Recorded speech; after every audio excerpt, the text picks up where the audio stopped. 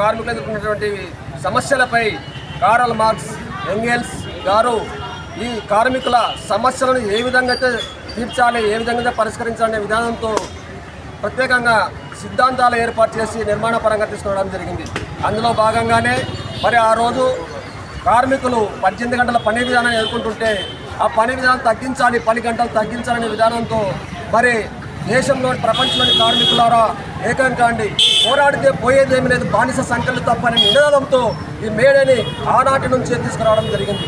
మరి కార్మికులందరూ ఏకమై, ప్రపంచ కార్మికులందరూ ఏకమై ఆ రోజు అమెరికాలోని చికాగో నగరంలో పెద్ద ఎత్తున బహిరంగ సభ జరుపుకుంటే ఈ కార్మిక సమస్యలు తీర్చాలని బహిరంగ సభ జరుపుకుంటే మరి ఆ బహిరంగ సభను నిర్వీర్యం చేయడానికి రాజకీయ పాలకులు అదేవిధంగా పోలీసులతో విచిత్రమైన హింసలు పెట్టి ప్రాణాలు అర్పించినటువంటి కామ్రేడ్లు మన వాళ్ళు.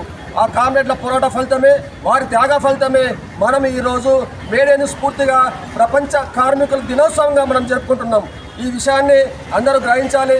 మరి అదేవిధంగా కార్మికుల సమస్యల కోసం పోరాడే జీవులను కూడా ప్రస్తుత ప్రభుత్వాలు నిర్వీర్యం చేస్తూ వాటికి తిలోదాలకాలు ఇచ్చి మరి 4 లేబర్ కోడ్లను తీసుకోవడం చాలా దుర్మార్గమైన చర్య.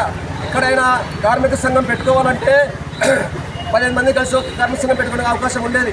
మరి అదేవిధంగా ఇప్పుడు ఒక 100 మంది కలిస్తే కానీ కార్మిక సంఘం పెట్టుకోకుండా జీవో తీసుకోవడం జరిగింది. మరి 10 గంటల విధానం పోరాడదామంటే పోరాడడానికి కూడా ఆయనతో పర్మిషన్ తీసుకోవాలంట.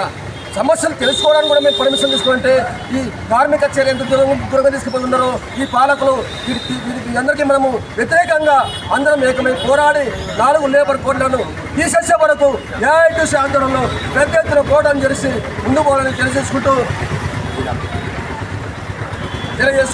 ఈ కార్యక్రమాన్ని ఇంతలో సెలవు తీసుకుంటున్నాం. మరి ఈ కార్యక్రమం అనేటువంటి ప్రతి ఒక్కరికి కూడా భారత కమ్యూనిస్ట్ పార్టీ ఏఐటీసీ ధ్యానంతో పెద్ద ఎత్తున విప్లవంగా తెలియజేసుకుంటూ సెలవు తీసుకుంటున్నాం.